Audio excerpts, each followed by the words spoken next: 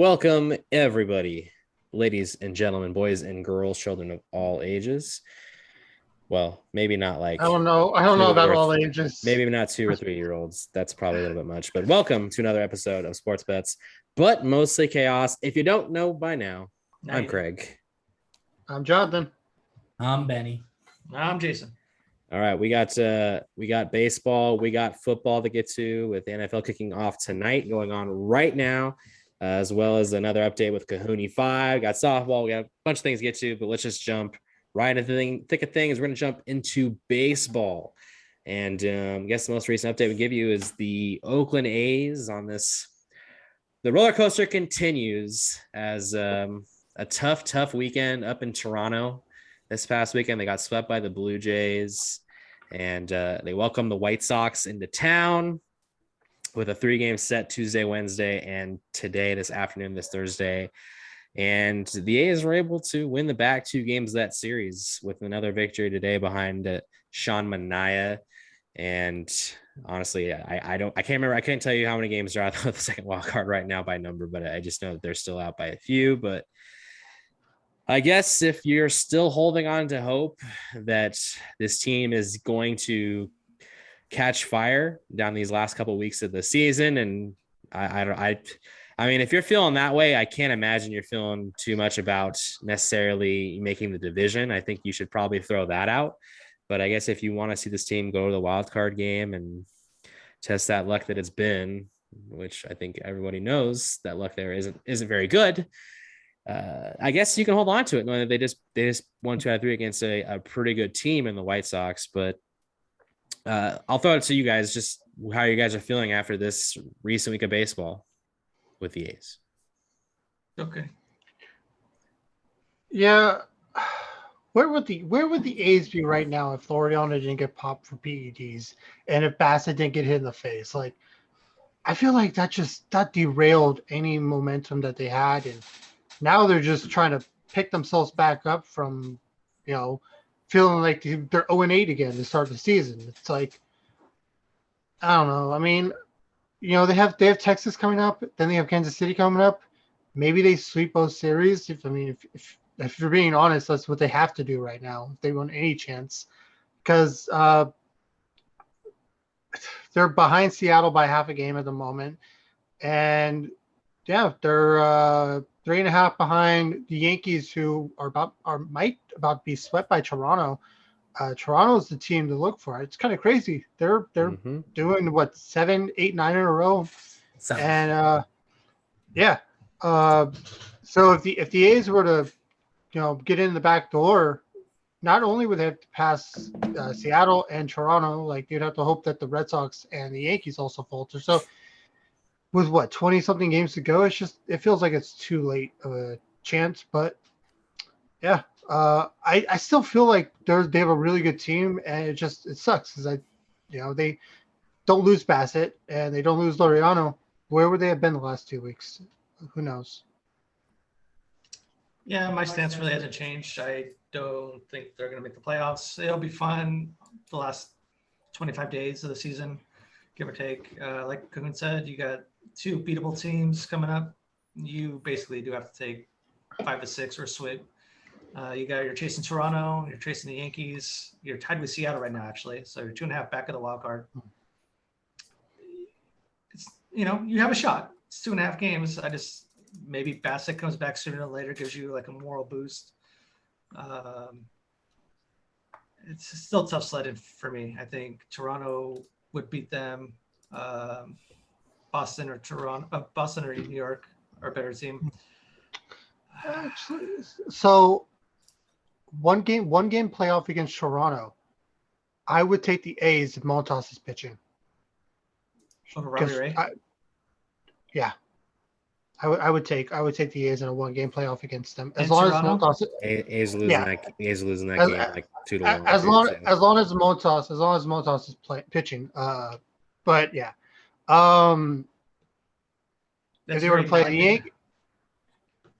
the Yankees, I don't think it doesn't matter who it is. Red Sox, I think we can match up good against the Red Sox. And then obviously Mariners, who knows? It's always a coin flip with them. But we got to get there first, and hopefully the rest of this weekend is the start of a big win streak. Who knows? Yeah, but with you guys having to battle, given somebody who's obviously not battling and hasn't been battling for probably the past 3-4 months, I feel like if you guys are able to get into the party, I think that you guys will be already playing baseball, playoff baseball for the past month. Like you guys are going to be going.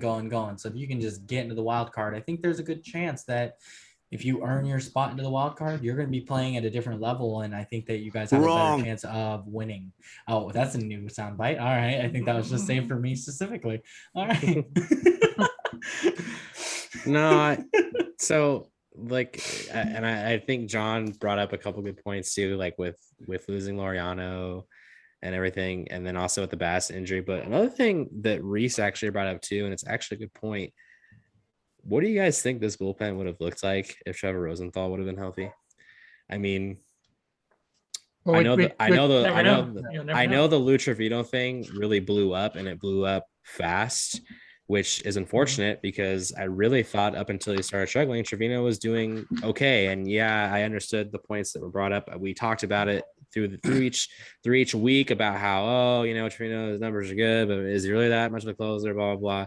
It's showing that he's not really much of a closer, but man, if Rosenthal was healthy, that would have never happened. Trevino would have even been in the closer role if he stayed healthy. So I think Rist made a really huge point just to think about the roles that this bullpen has had to take on because of Rosenthal just never pitching, not even throwing a single pitch for this team. So I think that's another thing that's something to keep in the back of your mind. I mean, it's tough. It sucks that it played out the way that it did, but I still don't think it's really an excuse for the fact that the reality is they've been very inconsistent really all year long. They've really never.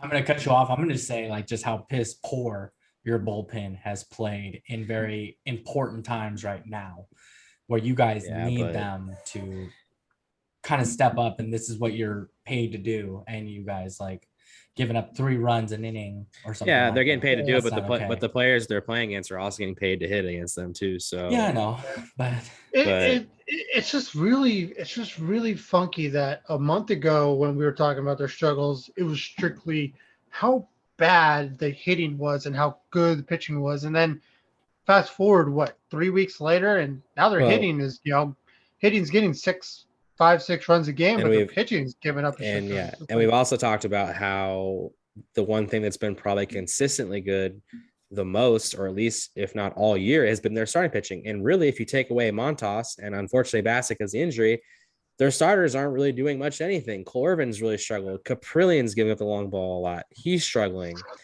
And Manaea has his. He's the definition of ride the wave. You don't know what you're going to get from him. He's sitting there on the surfboard. I think a lot of Manaea does rely on his velocity, though. When his velocity is down, I think he struggles more than when his velocity is up. I think today, it looked like his velocity was up there, and he pitched pretty darn good against a decently Chicago. I know Tim Anderson's out; he's hurt, but it's still a good lineup. They still have Abreu. They still have Moncada. They still got Luis Robert. No, I'm not trying to take anything away from those guys. But I'm just saying at the same time, the White Sox are kind of not really. Well, I guess you could say they are. It's kind of set that they're more than likely going to play the winner of the AL West, which is more likely going to be the Astros at this point. It's basically who's going to have home field in that first round between those two teams, if anything, because I don't think any of those teams are catching the Rays. I think the Rays can be the number one seed in anything league, regardless. So it's going to be the winner of the wild card game going against the Tampa Bay Rays, while the White Sox and Astros battled out in the first round. So I don't know. And then also to recap, just on looking ahead too. So another thing is, like you guys said, they have the Rangers come in for 3, and then they have a day off Monday. They go to Kansas City for 3, but then they go down to Anaheim to play the Angels again for 3. So that's 9 games. Their next 9 games that, I mean, honestly, they've got to go, in my opinion, they got to go at least 7-2. 7-2. I think you can afford, you can win 2 out of 3 game series, but you got to sweep one of them. I would say you have no reason to not sweep the Angels. Like, yeah, they're playing. Now that decent. you said that, they probably will. So they probably won't sweep. They probably won't sweep the Angels. So it'll be the reverse. It'll be the reverse jinxing of the season. Yeah. It kind of just matters the matchups. It's like, okay, well, what day? Who's Blackburn going to face that day, and who's Irving going to face that day? Like, are they facing a pitcher that we could also get to? Because that's what we're nervous about. Is that we have 3 pitchers that we know are struggling, and we have one that's been very inconsistent. And Manaea.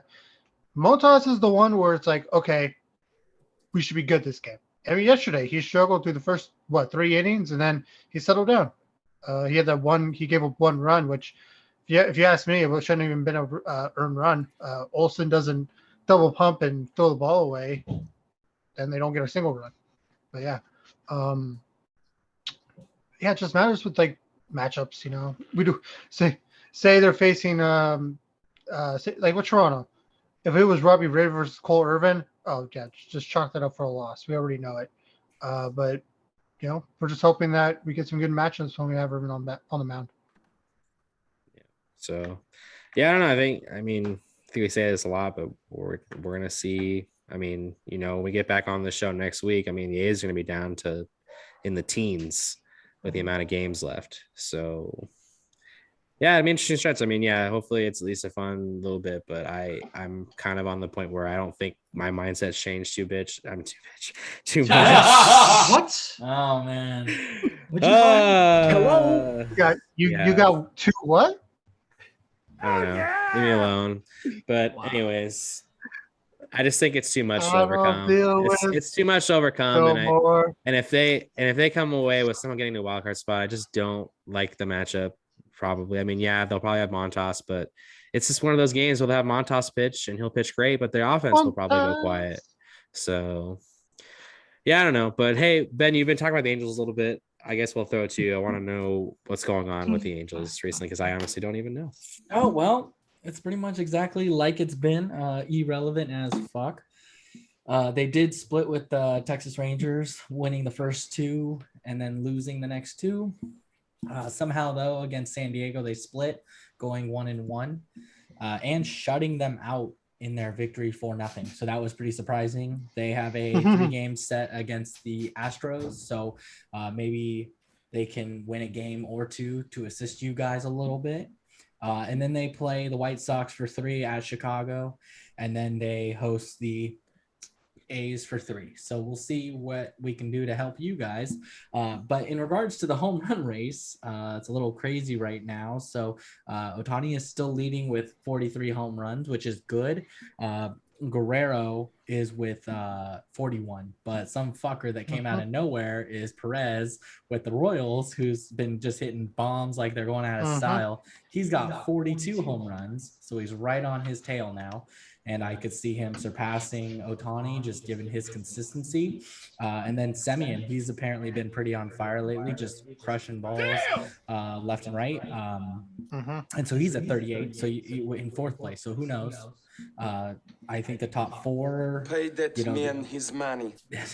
It can go any way. So unfortunately, I don't think Ohtani is going to be the sure winner like I was kind of feeling maybe a couple weeks ago, where he was kind of getting some separation. He's kind of slowing down, and then so they only got so many games left. We'll see, but I did predict 46 home runs for him to finish with, so we'll see if I get on that or not.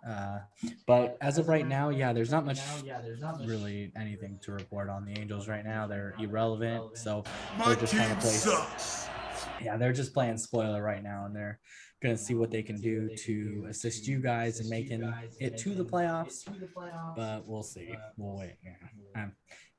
Don't hold your breath. But that's it. That's all I got down south. So. Oh, wait a minute. That's what she said. All right, now we can move on. Now we can move on clean after that one. So we talked about the Giants a little bit.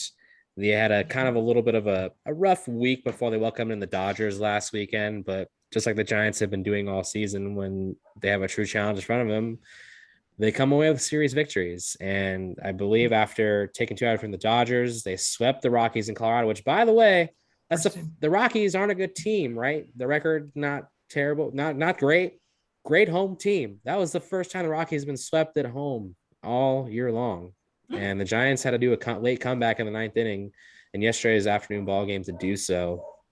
So, yeah, the Giants, now they have after the Dodgers, they lost last night and they lost this afternoon. So now they're right back at a 2.5 game lead. So I don't know. There's just something about the Dodgers doing all these moves to try to, essentially win the division. I don't see it happening. They're not handling business when they play the Giants head to head. They should have, if they were to do anything, they really needed to win that series, and they couldn't do it.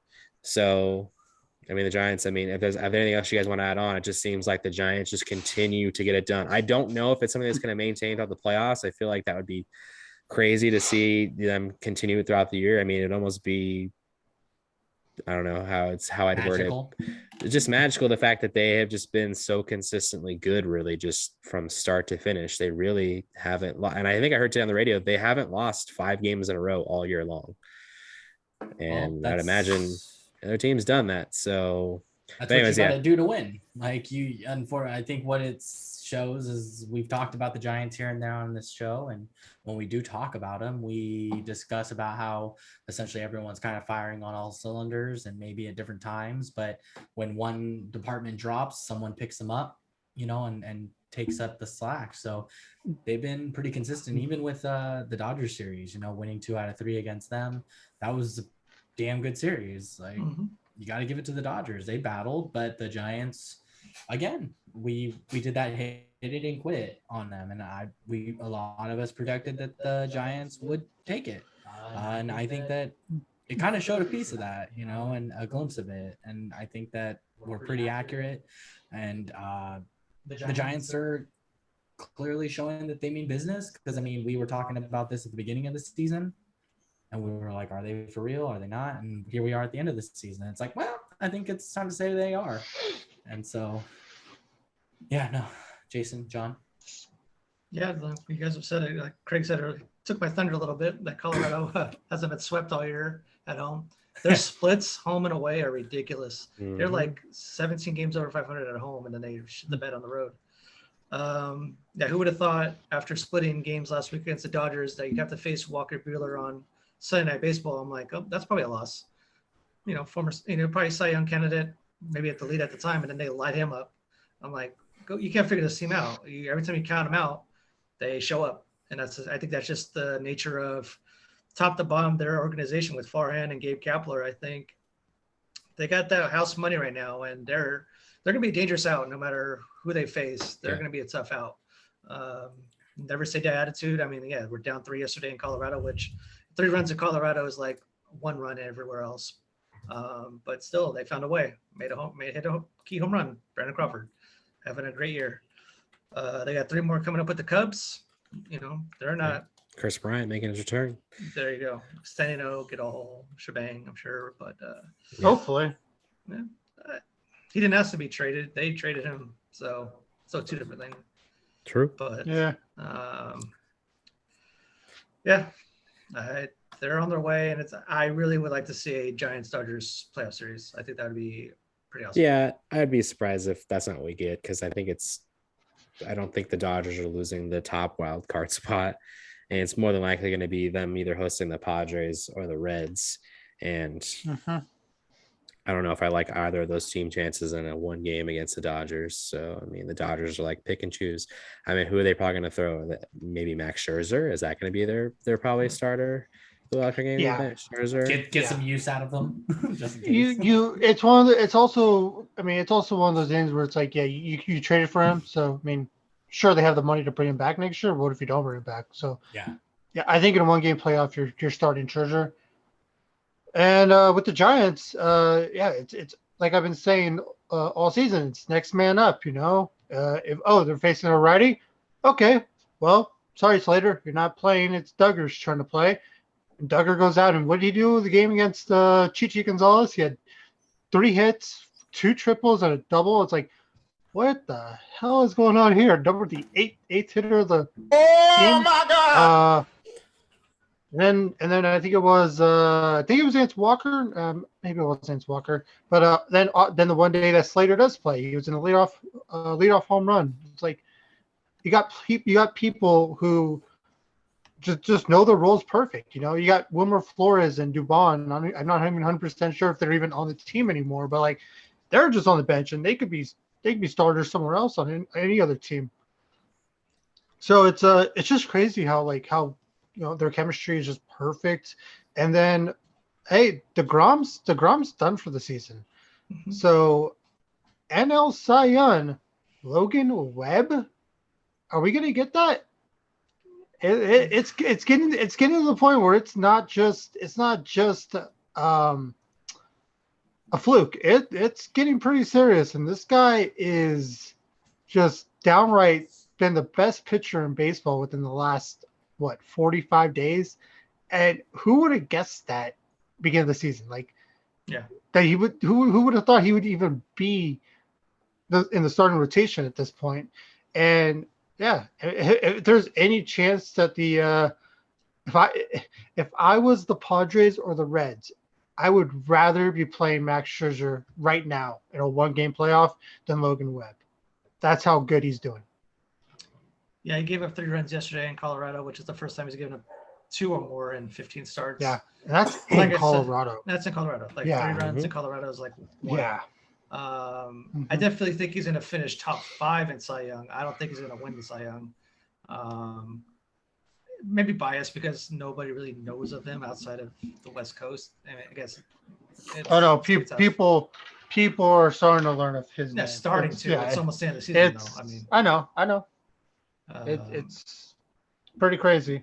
Another thing I found out recently, I don't know if you guys were aware of this. My brother told me that Gabe Kapler, when he manages this team, he goes day to day on the starting lineup, and he puts his 3 best hitters, no matter who they are, against the opposing pitcher, and that's where the lineup fluctuates. So one day you'll have Wade Jr. lighting it off. Someday you'll have Austin Slater. Someday you'll have the next guy. It's just all analytic based. Yeah. And I was like, that's a pretty good. He wants to get his best hitters against the pitcher as many times as possible, which is a good way to manage. So. Yeah, one day Yastrzemski's batting 5th, one day he's batting 8th. It's just like you never know where they're going to be batting, and it fluctuates. And next man up mentality. It's amazing to see. Yeah, I think the Giants are definitely in for a long postseason run. I'm not going on a limb and saying they're my favorite to win at the moment. I mean, we'll probably get to that when the playoffs come around of our playoff predictions, I'm sure, down the road. But it's hard to probably vote against them at the moment with the way they've been playing all year. If Gosman can find his early season form within the next 2 weeks before the playoffs start, you got to take the Giants with that 1-2 punch that they have. Because remember, you got to beat them 4 times. So I'm locking them in. Giants are gonna win it all. That's my lock of the week. Oh, damn! Sorry, Giants. But nobody even asked. Giants fans. Not even close. Sorry, Giants fans. Well, we just got that was the curse of the betting on them. Well, looks like we're out of time of baseball, so we're going to shift things over to the gridiron now as the NFL season has finally kicked off tonight. And okay, John, that's one way to. Yeah, so let's just start with you. I mean, we're going to go through some matchups this weekend, some of our favorites, some of the teams that we like, what they're going up against, how we're feeling about it. So, John, I mean, your game's going on right now. And I just want to know, how are you feeling so far about how the Cowboys have looked to this point? The Cowboys have looked exactly how I expected them to look. They are. We thought they were. They're letting the Patriots. Sorry, Tom Brady. They're letting the Buccaneers just throw all over them. Antonio Brown, I believe, already is over 100 yards receiving with a touchdown. It's two mental mistakes by the Bucs are the only reason why the Cowboys are even in the game at half. I think they're losing by 5 right now. So I think they just missed the 60-yard field goal. Like what? Greg Zerline's really struggling his first game of the season. That's unfortunate because I was expecting him to be a really good, not say he's going to be the best kicker in the league, but just be competent. Like, oh, Zerline's going out there for a 40-yard field goal. Okay, we got this. Not have to go. Oh, is he going to make it? Please make it. Please make it. Please make it. I don't ever want to have that feeling with a kicker. Bears fans know how that feels for how long now. I don't want that feeling. But yeah, Dak looks really good. Tyrod Smith, he looks a little slow. He's got beat off the line by Chuck Lawson a couple of times. But hey, that Buccaneers front seven is disgustingly good. It's easily the best front seven in the league. And hopefully the Cowboys could just keep it going. I don't think they're going to win this game. I have in our pick'em, I had the Buccaneers covering the -6, but I'm at -9. I feel like that was a trap, and I think a lot of people bet that -9. I think that the Cowboys will get something garbage time within like the last 2 minutes to cover the -9, and I think they'll end up losing somewhere around 6, 7, or 8 points. So we'll see what happens. Yeah, this game I knew Pollard and Elliott weren't going to do well against that front seven, so it's really all up to Dak. And yeah, we'll see what happens next week though against the Chargers. Go Chargers, go! Yeah, it's in there. Go Chargers, go! Mm-hmm. All right, Ben, I want to know how you're feeling. I mean, I think your Lions definitely have a really tough matchup. The Rams maybe not so much. Like, what's temperature in your room right now? Going over those two games. It's pretty hot and spicy given that Gramps is behind me. Whenever he's in the same room with me, it's just Gets the whip out? engulfing me in flames. Ooh. But speaking of football, let's see here. The Rams, I think they're gonna come off with a hot start. I mean, they got a better quarterback option right now, given that Goff is not the most confident with his throws. So having Stafford back there, I think will maybe help utilize their wide receivers in the Rams lineup. So I think that you'll see the ball get thrown in the air a lot more. And I think that you'll see them utilize that arm. So I think that the Rams will take care of business over there. And then in regards to Detroit, I'm just hoping they all have fun, and that everyone's there and gets their paychecks. But yeah, no, I mean, unfortunately, starting off against the Niners, that's going to be one of the most difficult opponents to start the season against. So you have to kind of just take it as a grain of salt. I'm going to look to see and just be like, okay, I'm not looking for the Rams to win. I'm just looking to see, okay, how does Goff look? Is he going to look confident with his throws, especially to receivers in coverage? How does the defense hold up? Are they going to actually have a good year again, or are they going to just kind of bleh this year? So we'll wait and see what they can do and if they can contain the 49ers. Hopefully, get to Garoppolo early and just kind of make him not feel as comfortable as he needs to be. So it's more so just dissecting it piece by piece. It's not really necessarily looking to utilize a win out of it. Just take it and learn from it and then move on to week 2. But yeah, no, that's all I'm going to be looking for in the Lions' first game against a tough opponent.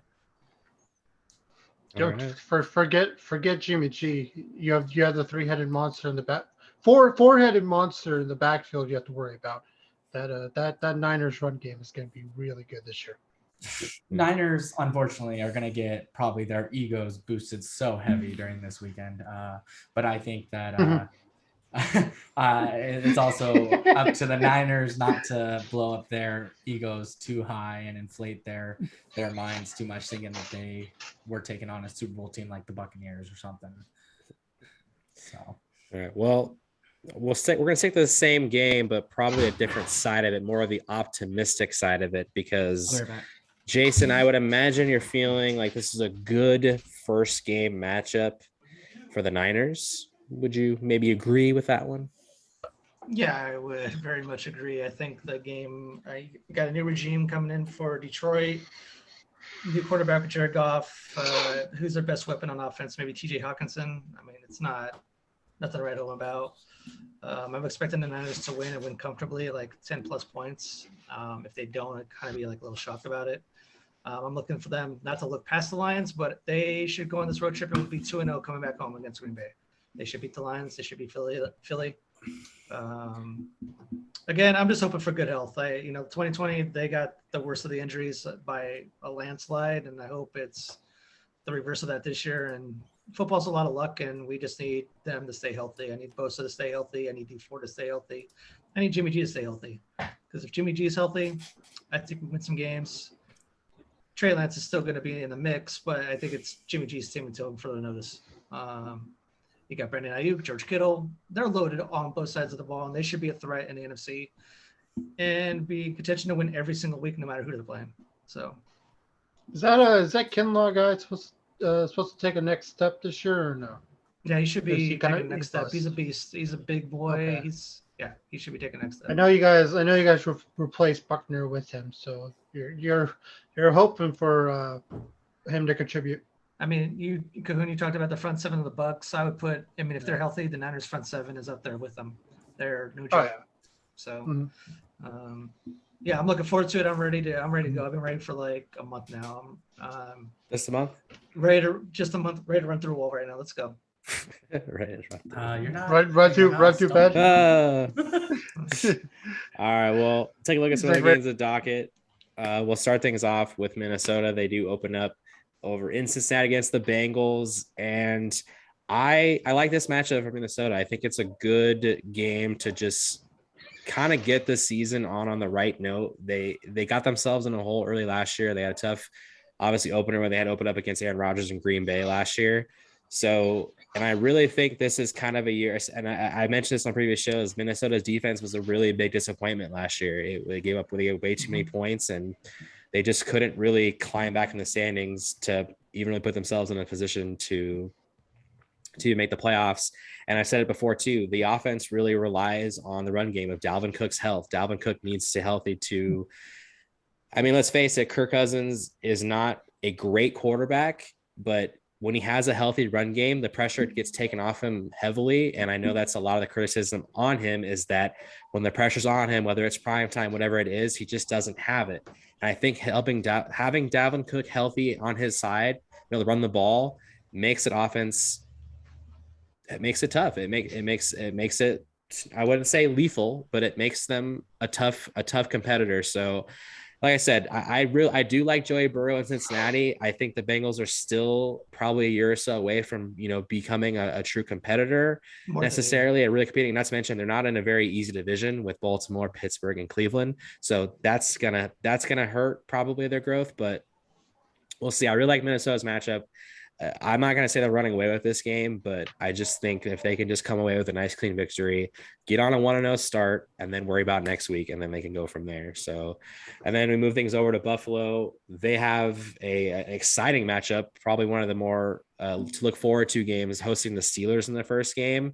And I mean, I'm trying to look at it at a Pittsburgh Steelers perspective, and to think that, like, if you're a Steelers fan or just, follow the Steelers, like, your team is supposed to be still pretty good, and you're basically a touchdown underdog to start the season. That's probably not sitting well with the Steelers. So I kind of think the Steelers are going to want to come out with a bang, because I think a lot of people look at the Bills and say, okay, that's a possible Super Bowl team. I don't think a lot of people are looking at the Steelers and saying the same thing. I think looking at themselves like, no, like, we still have all the talent here to do it. Like, we're still going to be there. So it's gonna be interesting. I really want to see how the Bills respond early. I don't want to see the Steelers come out and put up any points early and get the Bills in a hole to where they have to find themselves out of. I think if the Bills can come out of the gate strong and kind of assert themselves in this game, I think the Bills will be fine.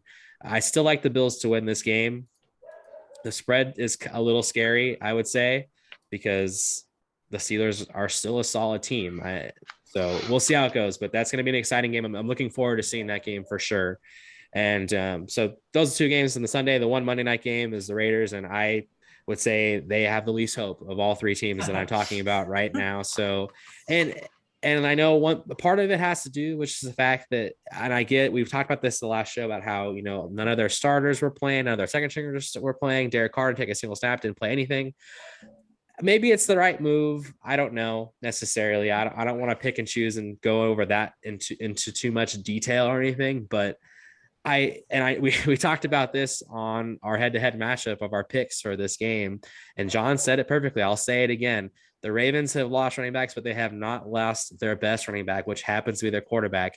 And the Raiders defense has been bad for so many years. And I know they have a new defensive coordinator, Gus Bradley, and they also have correct me if I'm wrong, they also got Yannick Ngakoue, right? That's one of their big defensive pickups they got. And they got KJ Wright. And they got KJ Wright. So Trash.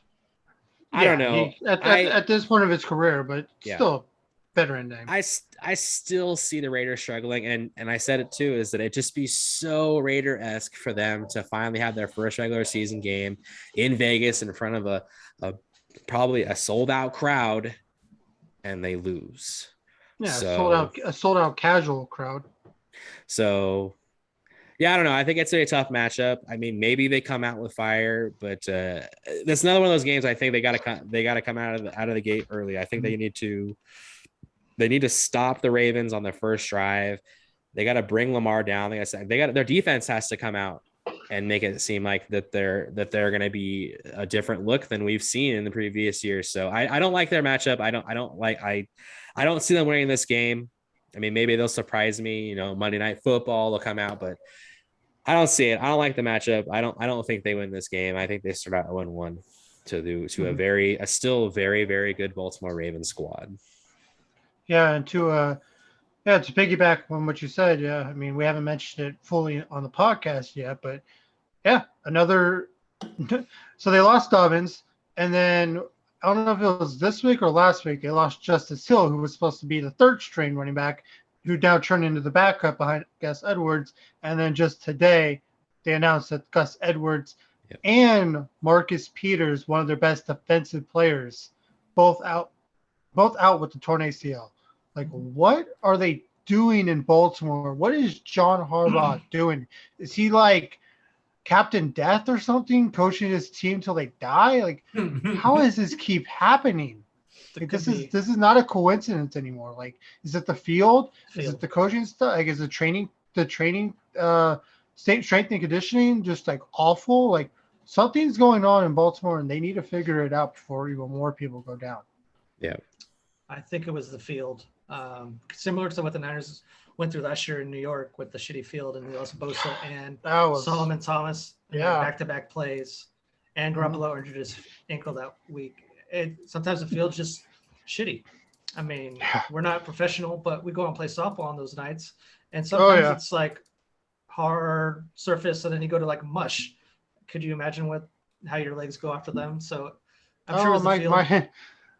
My quad definitely remembers that. Oh, it's not fun. Yikes. Big yikes. Training staff had a field day with your leg. Craig, to piggyback on what you said about the Buffalo Steeler game, I wouldn't be surprised if Buffalo beats them by, say, like 8 or 9 points. With that crowd's gonna be raucous. Yeah.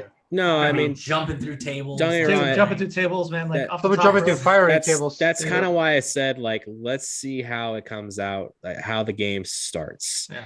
If Buffalo kind of comes out and is the better team in the first quarter, and maybe they make a huge turnover, they keep Pittsburgh off the board. I think I could definitely see what you're saying.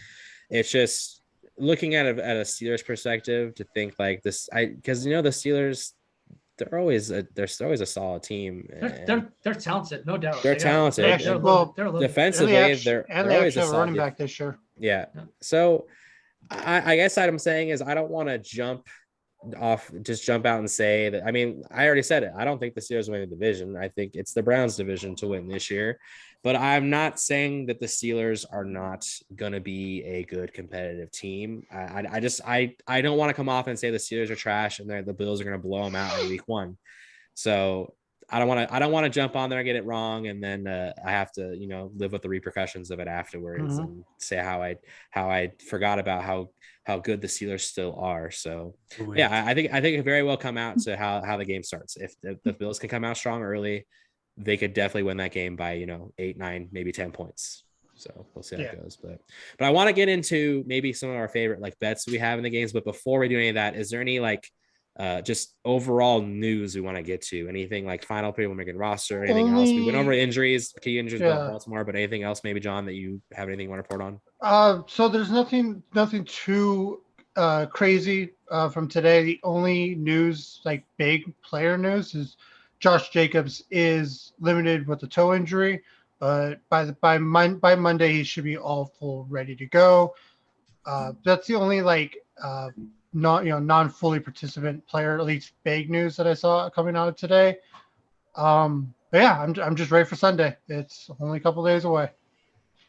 Okay, I will piggyback on top of that. TJ Watt signed a 4-year extension. Oh yeah, for $112 million. I saw that too.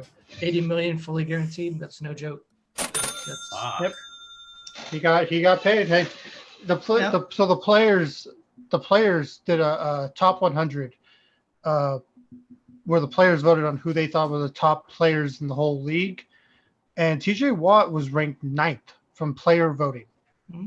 He was the second highest defensive player behind Aaron Donald, who was he was ranked number 2 behind Patrick Mahomes at 1. But yeah, TJ Watt, not Bosa, not even his brother JJ, not the other Bosa and Chargers. TJ Watt, players have him as the second best defensive player in the whole league. Yeah, he deserved that money, and hey, glad he got paid. That's a lot of respect right there from the league. Pay that man his money. $80 million. That's all I got. All right, well, let's jump into some bets. And Jay, I'm going to start with you because you had to present your bets to us early because yours included the game tonight. So Jay, take it away. What do you got for week 1 here? So I had the Bucks -6.5 tonight based on our ESPN Pick'em League. I had 6.5, and then I had the Bucks and Cowboys under 51.5, and I don't. That might be. That's not going to hit. That's not going to hit. Over. I also have the Arizona Cardinals +3 this week at Tennessee, and then I have the Colts +2.5 home to Seattle. So I'm gonna roll with those. I like the Colts. The biggest question mark again, I guess, is Carson Wentz. But the defense is legit. If Wentz and the offense show up a little bit, should be a good game, and I'll take the points. All right. And then Jay, is there any other games, maybe not your betting wise, just any games you're just looking forward to watching this weekend? Definitely the Pittsburgh and Buffalo game. I think we've talked on that. That's a great game. Also, Green Bay and New Orleans. That should be a pretty good matchup. Again, I kind of want to see the Raiders and the Ravens. What Raider team is showing up? It's year 4 or 5 of Gruden. You need to, excuse the term, but shit or get off the pot. You need to show me something here, and something's got to give. So I don't know about the whole you guys saying Lamar Jackson is the best running. He's the best running on the team, no doubt. But I don't think you want your quarterback running it 20, 25 times either, and put him subject to get hit that many times. So they have an advantage here. They're at home, like Craig said. They're gonna be rowdy. You got the home fan base. You better become ready to play. Derek Carr better be airing it out, not these 5-yard dump offs. Let's go. I need to see it first. People are saying, "Oh, it's a home game. It's a home game." It's Vegas. It's not Oakland anymore. Dude, they're gonna show out in Vegas for the first game, man. Well, no, but I mean, someone who's actually going to that game. So how much of it is how many casual fans? What percentage of that is just gonna be casual fans who are like, "Oh, I'm in Vegas. Let's go to a football game." Oh, I've never been to a football game because they're obviously not from the U.S. Let's go to a football game. I don't believe it. I gotta wait and see. I don't think there's gonna be a huge fan base. I'll rebut that with, yes, it's Vegas, and yes, tickets are expensive, but I don't know how many casual fans are gonna be dropping $400 to $500 on. That's what I was literally about to say. I don't see it. If this was a regular year and there wasn't COVID and the tickets weren't outrageous, then yes, No, casual fans. But like, it's Vegas. I think it's gonna be that expensive no matter what. I think. well, no, it's added All I on do is because they missed all I gotta a year. do is win a hand at the Like, table, Yeah. and you're going to the game. Yeah, Yeah. Yeah, I mean, but let it Hey, ride. can I bet my tickets on this hand? But no, like the price increase kind of weeds out the casual fan. Yeah. I think you're gonna see a lot of diehard Raider fans. Raider fans do tend to travel, like, especially for this very first game too. There's to gonna be be allowed into the Yeah. dude. I wouldn't be surprised if there's gonna be a crowd outside the stadium. There watching will it. be. You know what I mean? Absolutely will So be. it's like, Yeah. you know what I mean? Like, Yeah. it's gonna happen. They're gonna be filled. The black hole's it's gonna be rowdy as fuck. So yeah, no, just no. Boys, on a side note, we really need this to blow up because next year I believe the Niners travel to Vegas for a regular Yes. season game, They do. and we should do it there. We should do a show there live. We need to talk to our sponsors. Right. We need to make this happen. So let's go. I'm pretty sure I'm in cahoots with the Oh my MGM to God. get. I don't want to get stabbed. Oh Jesus, John. Not get even out. close. Why you gotta bring it right on this high and you gotta bring us all the way down? What are we doing? Just Get him out Suck of a here. punch. All right, let's go. No. All right. Well, Ben, I'm gonna throw to you. Is there any maybe bets that you really like, or if not, just or any games you're looking forward to this weekend?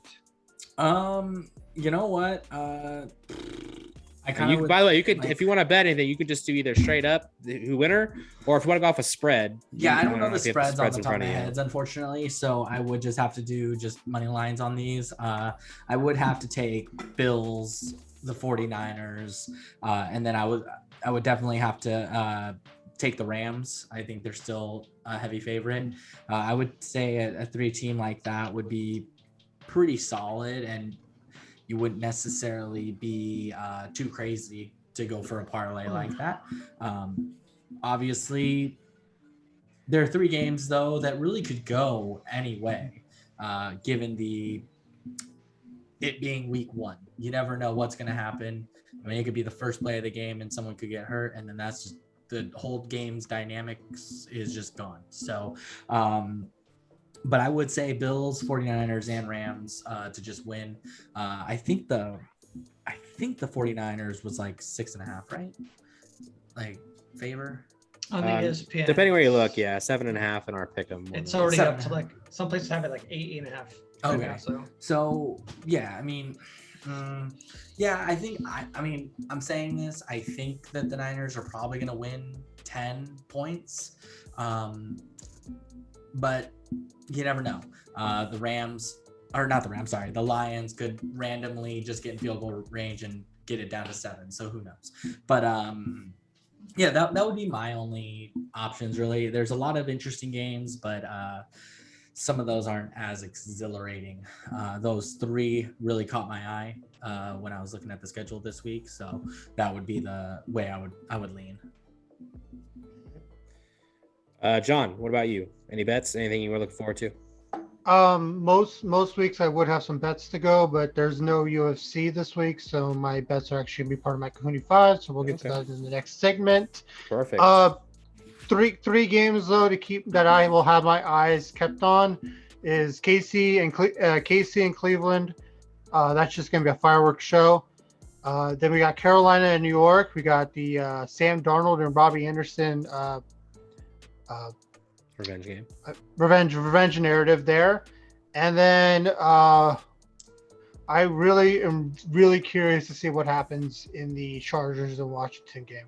Those are 2 teams that I think are going both going to have a good years, and who knows, maybe this game right here will be the difference between one team making the playoffs and the other one doesn't.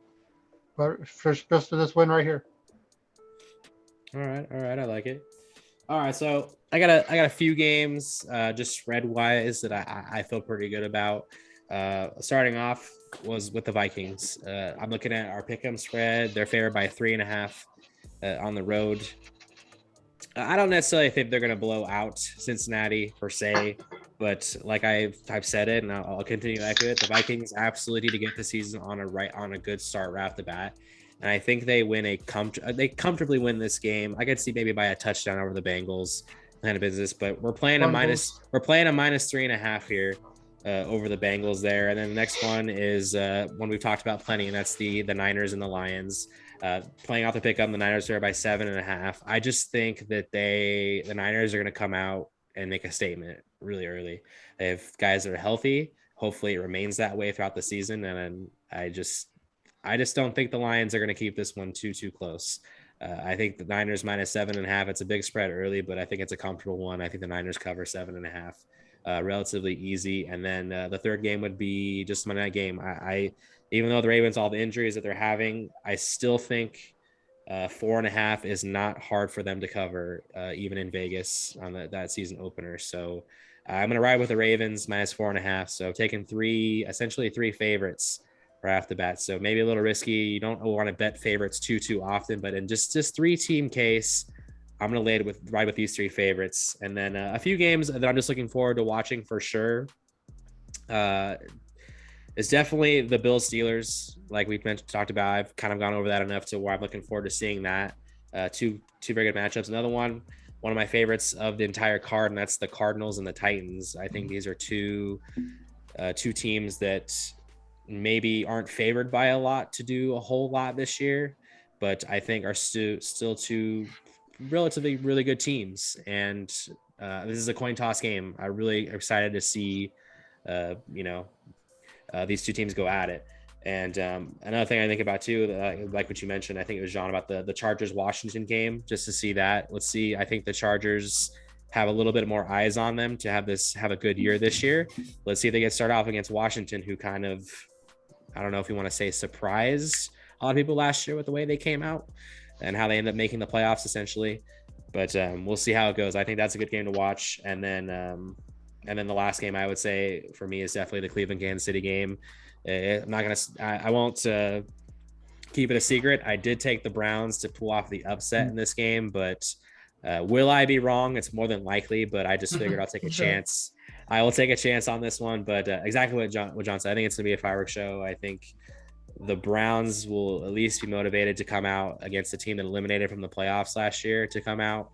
I know it's Patrick Mahomes. I'm not trying to take anything away from him. I know the Chiefs are a damn good team, and I even said in our predictions, I still think it's going to be the Chiefs in the AFC Championship game. I just think they're going to lose to the Bills. So obviously, I don't think the Chiefs are a bad team. I just think I had this feeling the Browns are going to pull off the upset. So, but not taking the bet, even though they are getting 5.5 points, and I'm going to include that in the parlay. I'm not even going to include that one. I'm not going to play that one, but I just want to say that's a good game to look forward to on that one. So yeah, we'll go with the Browns and the Chiefs. That's my last game. I would say keep your eyes on it. So fellas, any other football things we need to get to? We cover it all. We're all good. We're all feeling great after that one. The Ravens just signed Latavius Murray. You're dead serious. You're kidding. Dead serious. I basically called that. Called that. I mean, yeah. I mean, it was bad. It was either gonna be Murray or Gurley, and yeah. So this just saying the Ravens are now favored by 10.5 points on Monday Night Football. No, I'm just kidding. That's all I got. Oh, that's a good thing because we're all out of time. So, boys, it's time to shift our attention to. Wait a minute, is this correct? We're shifting over to Cohooney on this one? Oh, do we have to? Why do we keep doing this? But it's the return of the Cohooney 5. Cohooney, why don't you let us know how you played out last week? Oh, last week I went perfect for 2 weeks in a row. So that was a pretty good feeling considering I did have a good 3 week span where I was really struggling. Wait, so you really went back to back? Yeah. It's impressive, man. The only thing I'm winning. He's just winning Yeah. constantly. So a new UFC guy to keep your eye on, Paddy Pimblett. The guy trash talks. He knows the business. He's coming in with a lot of hype. He says he's even the next UFC cash cow. he looked impressive in his first. He had a first round TKO victory, so that's an eye to keep. That's a guy to keep your eye on. And then Khalil Roundtree, that was a disgusting. He did this kick to right below or right on top of the knee, like right. I don't know if it's your thigh or what it is. As the guy was stepping, the guy's legs, his knee stayed and his whole body kept going. It was like disgusting little kick so that finished that guy off. And then Tom Aspinall, this guy's a heavyweight to keep an eye on. Just impressive, another impressive first round victory. And then Derek Brunson got the upset win on Darren Till. The dude's a bear. It's really funny because Darren Till's nickname is Gorilla. I think Derek Brunson needs to take Darren Till's nickname because Derek Brunson gets you to the ground, your ass is staying on the ground, and your ass is going to get a lot of elbows to the freaking head. So a 5-0 win, a 5-0 week, and unfortunately UFC's off for this week. So I'm going to be taking my NFL bets and moving to Cohooney 5. Hopefully I do a lot better than I've been doing with MLB. But I enjoy betting NFL way more than MLB. But yeah, the first game, these are all ESPN odds on the ESPN site that they have listed right now. I don't know if you can find them on Bet Online or any of the other websites. But I'm taking Green Bay in Jacksonville, minus 3.5 against the Saints. Then I'm going to go to Detroit, and I am going to take the Niners minus 8. I think they're going to win by 10 plus, win this game very handily. And then I'm going to Arrowhead, and I'm going to take the Chiefs minus 5.5 to cover the spread against the Browns. Something that I saw today, their second or third round rookie on the Browns, linebacker, is going to be covering Travis Kelce this week. Give me all the shares of Travis Kelce. I don't know. I should be looking at player props right now. I think Kelce is going to have a huge day, over 100 yards receiving, find the end zone. Who knows? Maybe even 10 plus catches. I think he's going to have a humongous day. And then I'm going to go to Washington. I'm going to take the Chargers +1. I think they're going to win outright. And then we're going to go to Carolina. I'm going to stick with the revenge narrative. I think Sam Darnold. I think Sam Darnold is going to take a lot of frustration out on that organization. Sure, Adam Gase isn't the head coach of the Jets, and a lot of those coaches aren't there anymore. God. But it's still the same organization that really didn't take care of him while he was there, and then just threw him to the wolves or just got rid of him like he was garbage. And they did the same thing to Robbie Anderson, and Robbie Anderson is now on the Jets, and now he gets Sam Darnold back as his quarterback. And I think both of them are in for a huge day, so I'm going to take Carolina -4. Yeah, so for my to repeat, my Cohooney 5 is Green Bay -3.5, San Francisco -8, Kansas City -5.5, Chargers +1, and Carolina -4. All right, good stuff from Cohoon there. Let's see if he can continue his magical stretch that he's been on. 1-4, baby. 1-4. Wow. Ben, keep saying that. The last 2 weeks you said it, and I've gone 5-0. So there we go. Keep saying it. All right. Well, we're gonna shift things over to J-Rist over here, as it's the return of Get Off My Lawn. So, Jay, something's bugging you. Something's not rubbing you the right way, and I'm just gonna go ahead and jump in there really quick. And Jay, take it away. What's going on with you? All right, my Get Off My Lawn segments with, I think we've touched on it before, but Major League Baseball. There's an event, that happened yesterday. What happened yesterday, guys, in baseball? Give me a guess. Someone else take it away. I'm trying to think. Hold on. Happened yesterday in Major League Baseball. Yes. The fact that you don't know right now is the biggest problem with Major League Baseball. Ben, what do you got? Was I supposed to watch something? Craig, what do you got? The fact that three of you do not know what. I feel like I feel like I should know this, and I'm sure if you say it, I'm gonna be like, oh yeah, and I'm Yeah. just blanking right Same now. here. What I'm it just blanking is. also. Okay, so the Baseball Hall of Fame was yesterday, right? Oh yeah, the fact that it was on a Wednesday, Wednesday. afternoon. What are you doing?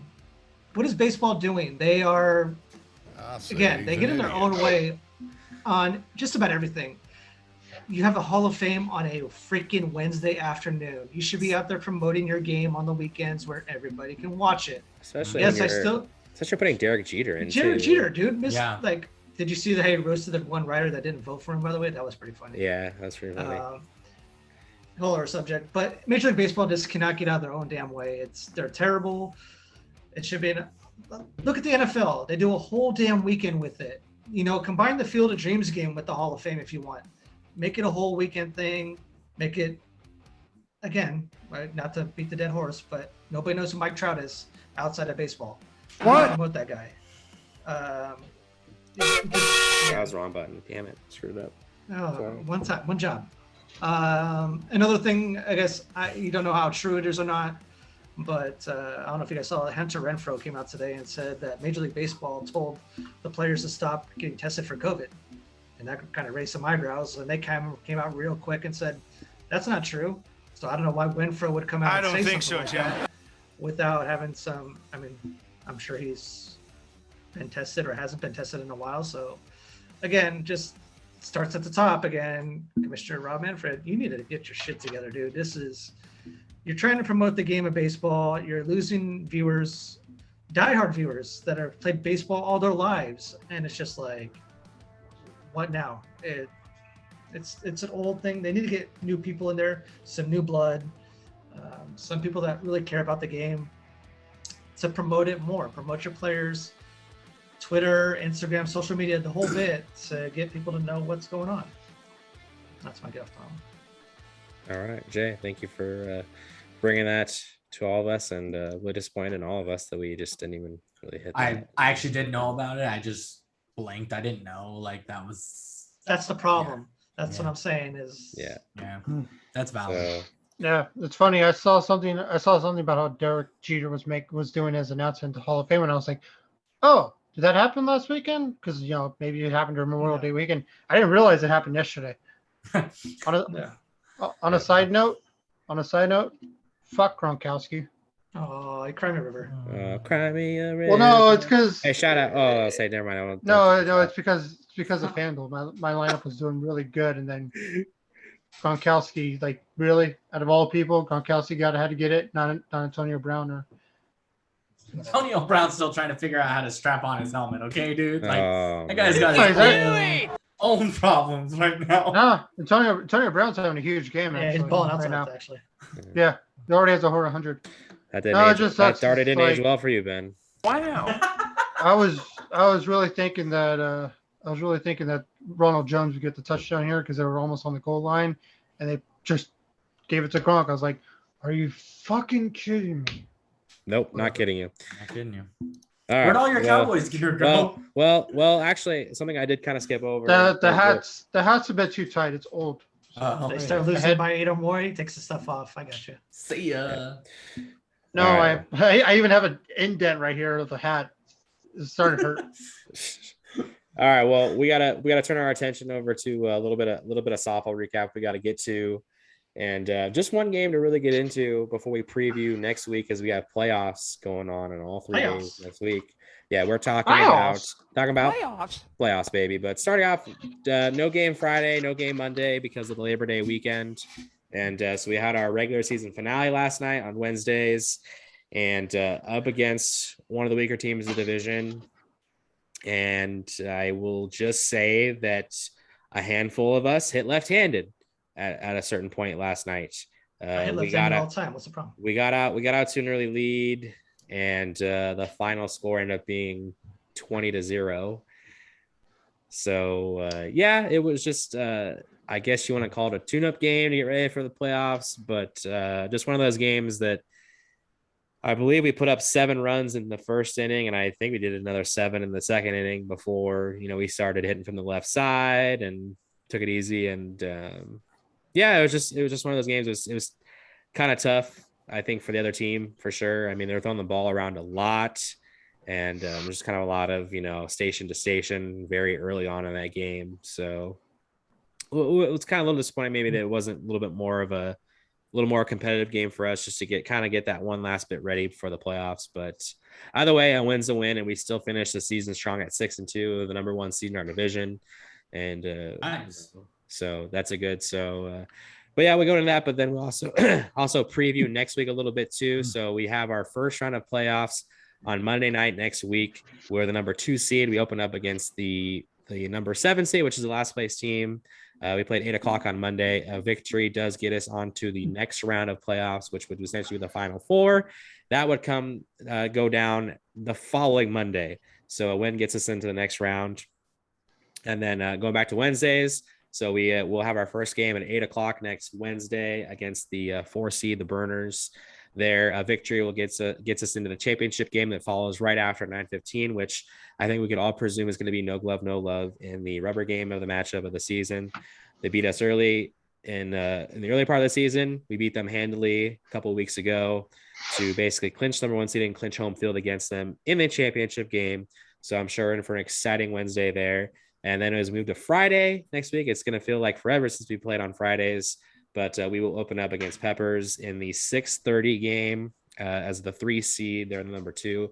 If we win that game, it's pretty much certain we'll be facing Alicia's team in the championship game at 9:00. So we'll have a little bit of a break.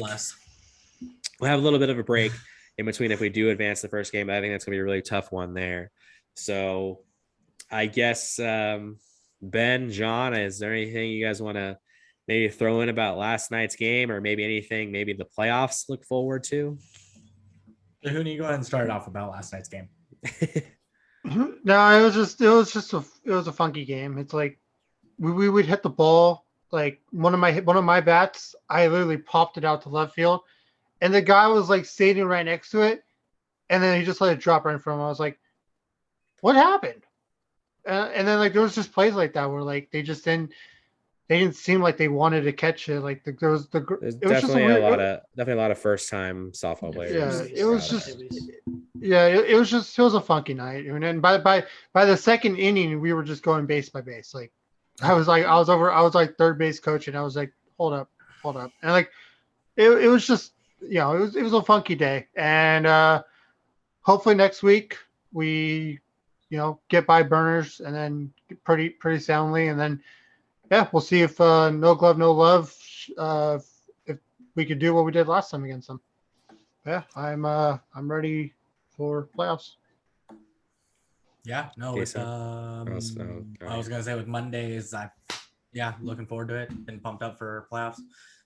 Glad we got to practice a little bit, just to hit and field a little bit. So definitely looking forward to it. I think we should handle this first round a lot better than we did the last time we faced them in the regular season. I think we kind of were our own worst enemy during that game. So I think this game we'll kind of know what to do going into it and be fine. And then we'll see if we play Team Chiropractor, whatever douche-nuts team that is, and we'll go from there. Wow. And that'll be a battle. And I think between us and that team, if we face each other and if we end up seeing each other, then the winner no, never mind. Thought that was a sneeze. The winner of that game, I really see winning it all. So, it's going to make us want to play that much harder. So I'm looking forward to it. Ready. Jay, how do you feel about all your playoffs coming up? It's what you play for, right? No, you play. Play to win the game. Right. I'm excited. We asked that question last week if we're going to win a ship this year, hopefully, because Craig's going to owe the team, whoever team it is, something nice. I think it's a boat parade, some junkie is going to have to happen. Steak and lobster dinner. I will mention this. I did say to the Monday night team, if the Monday night team won a championship, I would buy everyone dinner at Bronco Billy's, probably specifically. I did say that. So I guess I could have. Hello, Nickelodeon. I guess I could have never said anything, and I would have got away with it. But thank God I'm on that Monday team. Yeah. I want 4 slices. I want the 20-piece wings. I'll try one of their Philly cheesesteaks. Let's just try one of those. No, but yeah, it should be fun. I think we have our work cut out for us on Fridays. And then, I mean, you never take anything for granted, but I would think we handle our business on Mondays and Wednesdays, and then it gets really interesting after that. So see how it goes. Yeah. All righty. Well, that's all I got for the softball. So yeah, let's just jump it over to the one of our probably most popular segments, and that's the hit it or quit it segment. So yeah, if you watch our show before, you know what it's all about. You know how this thing rolls. But if you're brand new to it, it's basically one of us poses up a question. It's a hit it or quit it. We all take turns. We go around the table. We determine if we're hitting it or if we're quitting it. So fellas, who's got one? Who wants to start it off? I have two. Go ahead, start off. Football season's here, boys. I'm gonna keep it. You're kidding. No, yeah, you missed it. It's crazy. Well, not yet. Yes. I mean, technically, it hasn't. The Cowboys only started, so. Whoa, baby! Boom! Oh, burn it. Anyways, in the preseason, I'm gonna keep it on my home team here. Kyle Shanahan kind of toyed with the 2 quarterback system, bringing Trey Lance in at some points, red zone, sub in Jimmy every so often. My question to you guys is will Kyle run the 2 quarterback system all season? Hit it or quit it? I'm gonna quit it. I don't think he'll do it because there's gonna be a certain point in time when you're gonna kind of have to knock that shit off. You're gonna have to kind of make sure that Jimmy G is in at the critical moments, just to be aware of what's going on, this and that. It's his team, at the end of the day. I think at the beginning, it's not a bad thing to get Trey Lance in there when you're, dominating a game, and get Trey Lance in there in some critical situations to work on his fundamentals and routes with the guys. So I think that it'll probably happen, sure, but I'm going to say quit it in regards to all season. I'm going to hit it, but only as if both quarterbacks are healthy. I think if both quarterbacks are healthy, I think that there are packages where each game where Trey Lance is the better option. Like for me, if it's close like to the goal line, I would rather have Trey Lance out there than Jimmy G, just for the fact that he is a real big threat to run it. And we already saw it in the preseason that he will run the ball. And if you put him at the goal line, like that's just another thing for the defense to worry about. So I do like the whole dual quarterback package. I mean, look at New Orleans. They used Taysom Hill almost every game. And imagine if even if it's just for this season, if the Niners use Trey Lance like Taysom Hill, have him come out there for like 2 or 3 plays in each game just to give the defense a different look. Like I wouldn't mind seeing that. Yeah, I'm right there with John on this one. Exactly what he said. I think it just comes down to the health of it. I think if they're both stay healthy, I don't see why you wouldn't take advantage of the 2 quarterback system. I think you have to probably offensive weapons right there. And exactly what John said, I think there's certain plays, certain packages that probably work better with Lance over Garoppolo.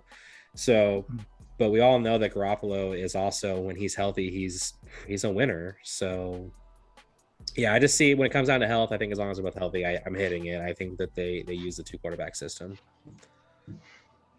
I'm going to be with you guys. I think as long as they're healthy, I'm going to hit it.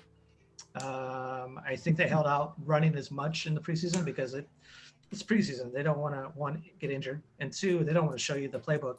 I think he has a lot of things up his sleeve. Kyle Shanahan has a lot of things up his sleeve for Trey Lance inside the red zone. He's going to make teams prepare for 2 quarterbacks here each week, which is just more of a headache, and it's more of an advantage. And if they're both working well, maybe not take. I think it might be a game-by-game basis where if it's a close game, maybe keep Jimmy G in there for his rhythm and groove. But if they're up by 2 touchdowns or 10 points or more or something like that, they're going to use Trey Lance when they could. So yeah, I'm going to hit it as well. Mm-hmm. All right, Benny, do you got a question? I do not. No, not tonight. John. Okay. Yeah, go on. Okay, so Trey Lance, he's obviously starting off as the backup. Trevor Lawrence is on the Jaguars, not supposed to be a good team. Zach Wilson is on the Jets, not supposed to be a good team. Justin Fields, he might be starting by maybe week 5, so he has an opportunity. But in my opinion, of all the big name quarterbacks, the best person to have a chance to win Rookie of the Year is Mac Jones. So hit it or quit it, Mac Jones will win Rookie of the Year for this season. I'll start on this one. I think it's tough because I think one thing is that Mac Jones, I think what you're kind of bringing up was just based on the team that he's on, because I mean, I even said this in the playoff predictions. I find it hard to believe to see Bill Belichick missing the playoffs in 2 straight seasons. So if they're going to make the playoffs, I'm assuming Mac Jones is probably going to have a pretty good role of that team making it to the playoffs. So I think I could see it, but I just think based on the fact that the hype that's on Trevor Lawrence, I think I don't know. Again, I've said I don't think the Jaguars gonna have that good of a year, but I could still see him putting up numbers enough to where, just because of the fact that he's the number 1 pick and everything like that, I could probably see being. I'm not saying necessarily he's gonna win it, but I just think based on all the other options there are that they're there as well. I'm not feeling good enough to say Mac Jones, I'm going to hit it that he's going to do it. So just based on the pool and the fact he's going up against Trevor Lawrence, I am going to quit it for now. Jason? I'm kind of bidding with Craig here. I mean, give me the choice of Mac Jones or the field. I'm going to take the field. I think you got a lot of options with, like I said, Trevor Lawrence. Not saying they're going to win 10 games, but if Trevor Lawrence somehow gets them to like 6 or 7 wins, you got to make a case there. You also have Kyle Pitts in Atlanta that's supposed to be an elite tight end, almost a wide receiver built. So yeah, in the grand scheme of things, if you're giving me one guy or the field, I'm going to take the field. So I'll quit it. I kind of want to hit it. I think that he could win it and may actually do that, just because I think that, like Craig said, Bill Belichick doesn't miss the playoffs consecutively. And so I think that Bill Belichick will be utilizing his tools pretty well to help this young gun get into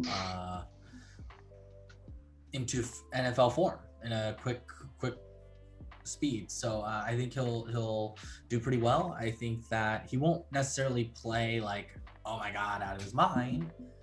But if he can get the team to the playoffs, then there's going to be that New England, Patriots kind of biased a little bit.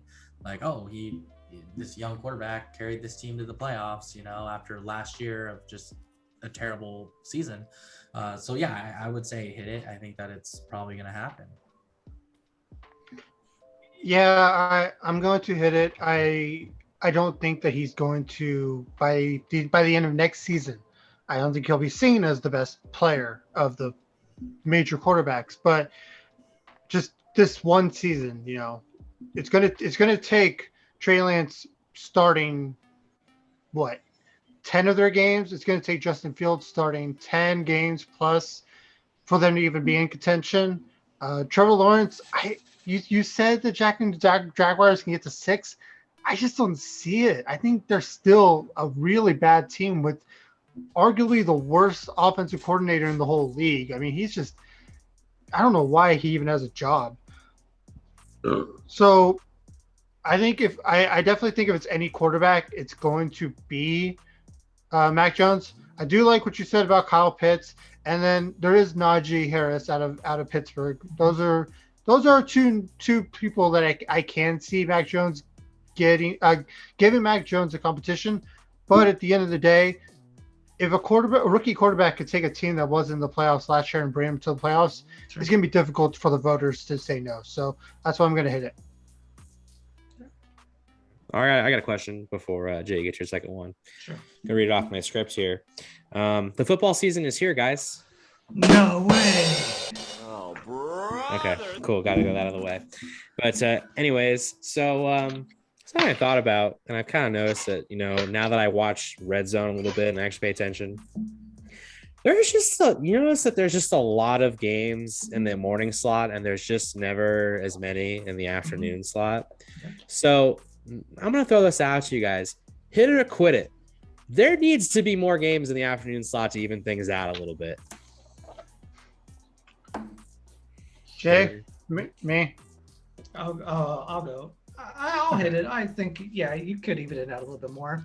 I think with the afternoon, you can't call it that, I guess, but they have the Sunday night game and Monday night game, so you kind of you got those two games on the back burner. Yeah, not saying it needs to be like 500 or anything. You split it, but just some weeks there's like 10 in the morning and like 3 in the afternoon, right? Yeah, or something like exactly. Yeah, so sure, I can even it out a little bit more. Especially after you go to a bar and you're like 3 beers in by noon. You want to see the afternoon games go and get that going. So yeah, I'll hit it. Okay, alcoholic. Yeah. Okay. My man. So one of the reasons why they do it that way is because they always have a marquee afternoon game, and a lot of the games in the 10 o'clock slate are actually being played at 1 o'clock on the East Coast, while a lot of the 1 o'clock games are actually being played at 4 o'clock on the East 4 Coast. o'clock on the East Coast, and it's geography 4 lesson right o'clock. now. I like it. Well, think about it. A lot of fans like to go to games and what is it? What's it called before you start drinking? Tailgating. Tailgate, drink. I want to say carpooling, but I knew that wasn't correct. Oh boy. Wrong. A lot of fans like to tailgate. No, Yeah, we're the calling it games are- carpooling from now on. Marvel. Yeah. In the cooler, we're carpooling, boys. Yeah, so pretty much like that'd be a lot of hours of tailgate for a 4 o'clock game. Yeah. But it's just mainly like the NFL does it so that there's less games in the afternoon slate, so that they can focus on that one marquee game. Like this weekend, the marquee game is Cleveland versus Kansas City, so they want more people to be watching that game, and that's why they do it. I would love for more games, like for it to be split, but I am going to quit it just because, like, at the end of the day, it is business, and that's their business model, and it's been very successful for them. Yeah, I'll have to say hit it. So that means they should even it out a little bit, right? Just get it like closer even, just so like another Yeah. game or maybe. Yeah. I'm not saying they need to make it dead even. Like, no. That's not. I understand John's aspect of it, so no, they don't need to.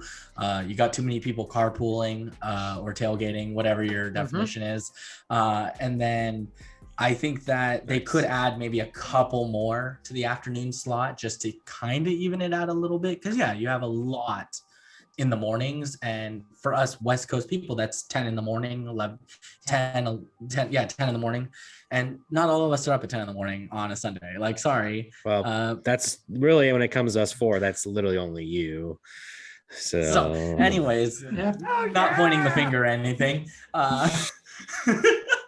Yeah, I would say that they should. I would say hit it though. I think they should even it out just a little bit. Put a couple more games to the afternoon, and then, I don't think it would really hurt all that much towards that marquee game. Because again, if people want to watch it, they're gonna want to watch it. Like, at the end of the day. So, that's my standing on that. I'm on the hit it wagon too. I mean, I still think you still maybe keep the majority of the games in the Sunday morning for sure, because that like John said, it's the 1 o'clock game if you're on the East Coast. Keep it there, but correct me if I'm wrong, but I feel like there was a week. I feel like there was a week last week, or not last week. I'm sorry, last season. There was like 2 games in the afternoon one time. There was like 8. That happens every season during bye weeks. And there was like 2, there's like, come on, throw me a bone. Throw me one more game in the afternoon. Like, come on. Otherwise, Craig's going to take an afternoon nap, and we don't want that. So I want to be worrying about 4 or 5 games in the afternoon about my parlays that are still somehow alive, even though we lost like 3 of them already because the morning games took a crap on all of us. But come on, that's all. Do you guys? Okay. The more I'm thinking about it, do you guys remember last season where I don't know what happened, but it actually was split? It was like Oh yeah. It was like There was the 7 one- games during the morning and then 6 in the afternoon. How awesome was that? That was amazing. So you know what? Screw it. I'm going back on what I said. I'm going to hit it. Got I- him. I understand, but I understand especially during bye weeks, they always do that. It's always 2 games because it's the one huge marquee game that everyone wants to see. You know, it's Yeah. Kansas City versus Green Bay, and then there's the West Coast game, Chargers versus Broncos. Like no one's gonna watch it anyway, so let's just if whoever's there, they can watch that. But it's all business models, and that's why they do it how they do it. Yeah. All right, Jay, you got Like- one more. It's like, why are the Cowboys playing the Buccaneers right now? Oh, because people are going to watch. Nobody cares. Can't do it. Oh, I'm telling you, well, we'll wait to see what the rating is on this game. I'll tell you right now. It's going to be the highest rated game out. And I'll look like a bloody accident. This will be the highest Thursday night game rated wise outside of Thanksgiving. Ooh. All right. Hey guys, did you guys know it's football season? Hey, let's Hey. go. Kind of touched on it earlier. Going to go with the other team that used to be here, the Las Vegas Raiders. I think it's a big season for them. They signed Gruden to a 10-year, $100 million deal about 4 or 5 years ago. If they don't have a successful season, and by successful I mean in the running for the playoffs come week 18, or got to be in the running, is Gruden or Mike Mayock, the GM, going to be fired? Hit it or quit it. Either one At the end of this season? at the end of the season. Somebody's head is going to roll if the Raiders don't perform. Come on, Manny. All for it, right. Ben. I would say hit it. Only in the aspect of like they have to have. I would say if they have a below 500 season, if they hit 9-8, I don't see either of them leaving, even if it's not into the playoffs. But if they go 6-11 or something like that, like something that's just really bad, yeah, I see one, if not both, gone, and shit's gonna be legit cleaning house because you put $100 million into a coach, which we all agree was just insanity years back when that happened. And so I think that something's got to give, and I would definitely see one, especially Gruden, but I could see both him and the GM getting tossed if they go under 500 this season. Yeah, I don't see him getting rid of Gruden. Even if they have a bad season, it's how he runs the team. And I mean, how long did it take for them to get rid of who was the head coach before then? Jack Del I'm Rio. totally blanking.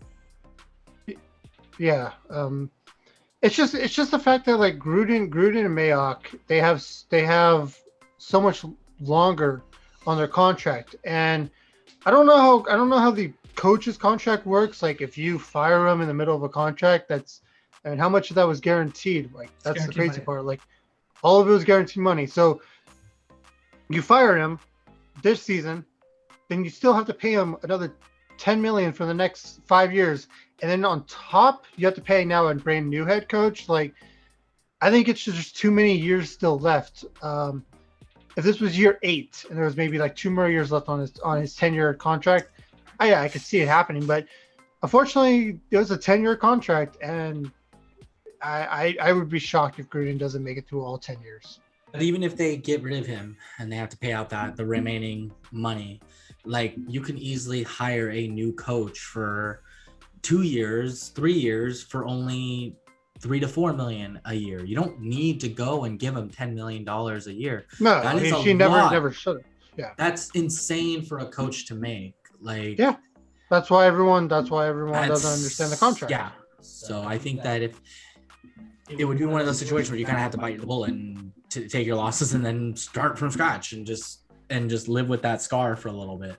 That would be my side. No, of he's it. he's nowhere close. He's probably the only owner in the whole league who's actually not even a billionaire. Like when it comes to actually like how much money he really has to spend on like coachings and all that stuff, he's not Jerry Jones. He's not the Rams owner. He's not the Patriots owner.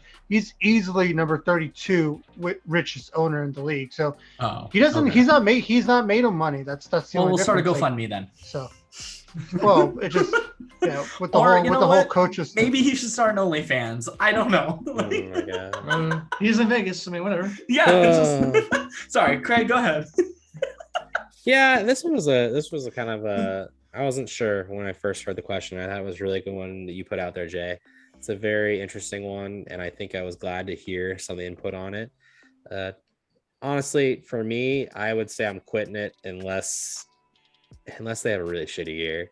I mean, I think if you're the Raiders, you have to have a mindset that you're the second best team in this division right now. I'm not agreeing with that per se, but I think that's the mindset that you have to have, because let's face it, they'll never say it, but they all know. The Broncos, Chargers, and the Raiders know that they're playing for second place and a wild card in that division.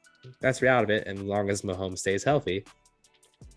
So, I don't know. I don't see it for a lot of the points that John was making. Just with all the money, you still got tied into it. I mean, if anything, maybe Mayock goes. Like, if maybe he'll be. I think he's definitely the one to go before Gruden goes, for sure. But I think just based on the fact that it's still so early on in this contract, and I don't think the Raiders are going to have that bad of a year. I think they're going to be probably right around 500, if not a game or a couple beneath it. But I just don't think that's going to be enough to where heads are going to start to roll there. So I think just based on that for right now, I'm going to lean quit it. I'm gonna hit it. I think you kind of said what I was gonna say. I think it's gonna be Mayock's gonna go, not Gruden. Yeah. Just some of the trades that they made recently, like releasing a third round pick that you just drafted like 2 years ago. Like, you're really starting to question your own draft picks. So what are we really doing here? You can't even hold on to a third rounder, and they should be, with their record, they should have talent through the pipeline, and they just don't. I've said on this podcast, I think they're the fourth best team in the division. I would take the Chargers over them. I'll take the Broncos over them. They haven't shown anything in the last 5 years. They need to show me something. I haven't seen it. They maybe have players on paper that can do something, but it hasn't shown up yet. So I will hit it and say Mike Mayock's the scapegoat, and sent packing next year. All right. Mark the tape. Mark the tape. Mark the tape. Well, can do that easily now. So, all right, boys, another good round of hit it or quit it there. Some really interesting questions. I thought that was definitely a good one there. So, all right, well, we're wrapping this thing up. We're about to put her to bed, but always one last thing we got to get to, and that is our shout outs. So, fellas, any shout outs you got? No shout outs for this week, unfortunately. Did you guys know the football's back? Oh. Jason. Go ahead, Benny. I'll go after you. God damn it. Damn Well, it. I'm gonna have to give a shout out to the Buccaneers. They seem to be handling business over there, so hopefully they can hold on to this lead. You better not be saying that if they're not even covering the spread. They're not covering the spread, so Yeah, so they're not handling business as far as we're concerned. They got time, but no. But anyways, no. good teams win, great teams cover. Yep, that is Amen to that, right there. No, just shout out to a handful of friends of my mom's. I actually unfortunately lost the text thread, so I don't know their names, but she has a handful of coworkers and clients that she works with that watch our podcast and have seen our shows off and on, and definitely enjoy the laughs. And so appreciate it, and just keep spreading the word. Very nice. Yeah, I have a few. I like to, my kids are in school, obviously. I like to give a hand to all the teachers in the situation, dealing with COVID and, the laws and the rules that they have to deal with on a daily basis, and the communication, and, if somebody comes down with COVID, what they have to do with. And the teachers in general are just really heroes and teaching our young future. So shout out to them. Also, shout out to Mr. Pickles, Union City, hooking us up tonight. Good dinner. I like Very that. nice. Very nice. Good And the voice. last shout out is I like to shout out maybe the ear doctors of Fremont, because they'll have a patient pretty soon, because Craig Martin needs to open his ears and listen to better music, because there are some jams and he is missing the boat. Oh, So make an ear appointment, get him checked out. I'll That get way you, we can and I'll look like a bloody talk about it accident. again. That's all I got. Wow. Man. You know, I'm not gonna lie, Jay. It was great. It was hilarious because it also reminded me of a shout out I was going to do Go. that I completely forgot about, because it is music related, and it's gonna just throw it right back at you, because you say I have bad taste in music. Well, I'm pretty sure someone that you, John, and myself all agree is great music, and that is our good boy over there, Mitchell Tenpenny. His new EP drops in less than an hour, No, based that's a on half the hour. based on the time. Less than a half hour. It's 9 8 o'clock. It's 8:23, my guy. Yeah, it drops at 9 o'clock Pacific, bro. You said less than a half hour. It's 37 minutes. Oh, my bad. Are you I'm not sorry. counting? Oh, I can't. I my forgot to carry the God. one. I forgot We to carry need the one. eye doctor. Oh. Isn't You know, Jay, you came in real hot off the top rope trying to insult me, and you just pinned yourself, bud. So, but anyways, yeah. Shout out to M10 right there. His new EP dropping here, and you know, 30 so minutes, or you know, whatever timeline Jay is on over there. But I've got some teases of the music that's coming out. It all sounds really good. It sounds awesome. So I'm really looking forward to listening to that here pretty soon. We should tag him in the post. Yeah, we're going to Mr. Pickles, that as well. Anybody else we need to tag in this? We'll make sure to put on there. So yeah, shout out to Mr. NFL, Ed Sheeran. Oh, God. maybe I'll leave him out. Yeah. And then the other shout out is a birthday shout out. We have a birthday coming up tomorrow. It's one of our softball teammates, Bobby. He's turning another year older, and Bobby Brown. Ben's marking it down now because he's like, I gotta make sure to tell Bobby happy birthday. So, but yeah, he turns. I don't know how old he turns tomorrow, but it is his birthday. It doesn't matter how. It doesn't matter how old he turns, but yeah. So yeah, shout out Bobby. Happy early birthday to you. Hope you have a good one. Happy birthday, Bobby. With the family, the kiddos, and all Happy that good birthday, stuff. Bobby. And hopefully we'll be seeing you a week from tomorrow in the playoffs. So hopefully we'll be seeing you then. So, fellas, anything else? Did we cover it all? Did we get everything we needed to get into? Boys, Oh, yeah. it's football season. Boys, It is. it's football season, in case you guys didn't know. That means hockey season's right around the corner, folks. Yep, few weeks away. And we will be covering the nights, okay? Just FYI. Okay. Nobody cares. Nobody cares. And My mom and her friends do. So they're I'm actually sorry, very Dev. interested. We don't care about the night. We don't care about the We nights. do care about the nights. We're gonna be talking about them on this show. All right, I'll see myself. Oh my God! That really happened? currently looking for 3 new hosts for this podcast. Anybody's interested in joining Ben on this show. The Buccaneers really fumbled right there. Yes, they did. Wow. Yep. That's how far behind I am, by the way. Oh, it was like a minute. So, all right. Well, let's see. What's the usual? If you aren't doing so, please, we would really appreciate a follow over at our YouTube channel. It's Sports Bets, but mostly Chaos Podcast. Like, subscribe, do all the fun stuff. Get updated when we have new videos that come out. There's going to be a few more coming out throughout the week. Now the football is going. We have a few other segments that are just not a part of our main show, just because it's just too damn big already. So we got to put it on normal type of videos, nice short videos, and yeah. Anyways, so get that. If you aren't aren't already following us on Twitter and on Instagram, it's over at SBBMC_pod POD. Give us a follow on there as well, like, comment, and hopefully we can get you guys involved a little bit more on the show. We're looking we've been discussing about possible contests and Possible stuff like contests that. as well. So Giveaways. trying to spread the word. Giveaways. Giveaways, stuff like that. So we're trying to get people's interest. So please spread the word. I know these podcasts tend to be a little longer, but they are funny and a little informative, but mostly funny. And don't forget, we also have the timestamps in the main show videos too. The videos always get posted with timestamps. So if maybe you're just more of a baseball person, don't really care about football, well, you can jump right to the baseball and not even worry about the football. Or maybe the vice versa. Maybe you don't give a shit about baseball at all. You just want to know about NFL. Well, same thing. You can skip over baseball, the complete show tonight, and just jump right into football and get right into that whole coverage right there. So that's another option we offer for anyone who likes to follow our podcast. But for those of you who do follow us now and who are planning on following us, we thank you so much for, continuing to listen to us, whenever it is you do. And we just really appreciate that. And if you guys can spread the word on us in any way possible, we obviously 100% appreciate that as well. So that about wraps it up. Jason isn't getting any younger, guys. Let's go. Chop. All right, let's go. Yeah. So, all right, y'all. Thank y'all so much for tuning in to another episode of Sports Best, but mostly chaos. Enjoy the weekend of football. We hope whatever team you root for covers, they win, do all the good stuff. But other than that, let's win some money. Let's win some money. All right, y'all. Later. Peace out. See you next time.